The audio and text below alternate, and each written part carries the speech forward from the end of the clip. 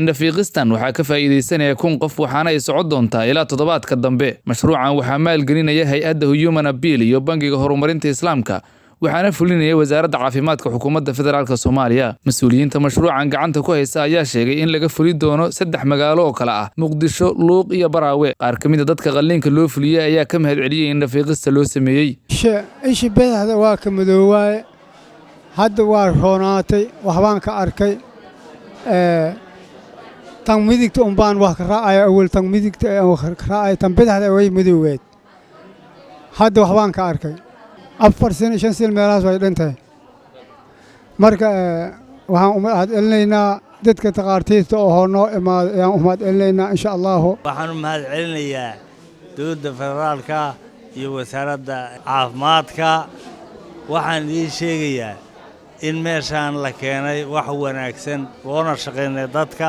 aniga waxa ay xanuunayso ushaydu 6 sano maalintii sabtigi baan imid maalintii baa lay qalay 3 beri ka bacdu waa soo noqday waxaanan helay macnaa in la jeekimo 100% ay noqotay oo la ogyahay ayaan maartay hadda maanta ku jooga Arbacada.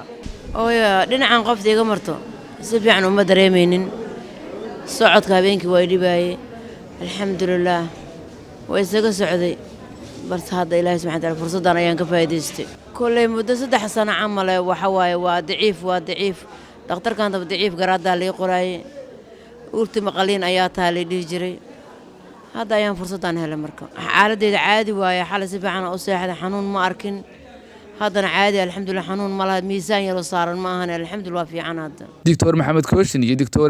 Shaadiye Cali oo kamid ah dhaqaatiirta qalliimadan fulinaysa ayaa bulshada u diray wargelin ku saabsan inay ka faa'iideystaan qalliinkan muddada kooban soconaya. bismillaahir rahmaanir rahiim magacaygu waa Dr. Maxamed Abdullaahi Kooshin.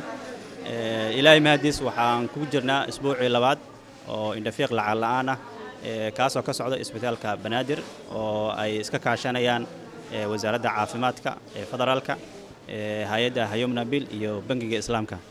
mashruuca indhafiiqa ah waxaa loogu talagalay inay ka faa'iideystaan dad gaarayo maaragtay 1000 qof. insha Allah feeskiisa koowaadna wuxuu ka furmay isbitaalka Banaadir ee magaalada Muqdisho kaasoo loogu talagalay dad badan oo maaragtay iskugu jiro dadka indhaha ka xanuunsan oo la heli doono adeegyo iyo maaragtay daawooyin lacag la'aan ah iyo baaritaan lacag la'aan ah. dadka qalliinka noqdo oo ayagana heli doono qalliin lacag la'aan ah iyo baaritaan lacag la'aan ah iyo daawooyin lacag la'aan ah. magacaygu waa Shaadiye Cali Axmed Dr. kamid ah dhaqaatiirta ka qayb galaysa barnaamijkan indhafiiqida ah.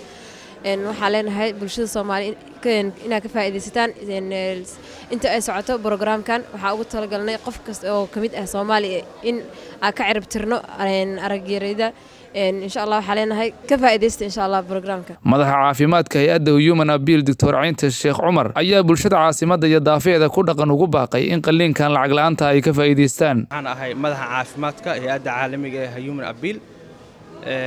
isbuucii hore 22 bisha waxaan ka bilaabnay isbitaal Banaadir mashruuc olole indhafiiqis ah oo lacag la'aan ah oo aan rabno inaan 1000 qof indhaha ugu fiiqno gobolka Banaadir iyo gobolka Gado magaalada Luuq iyo gobolka Shabeellada Hoose magaalada Baraawe.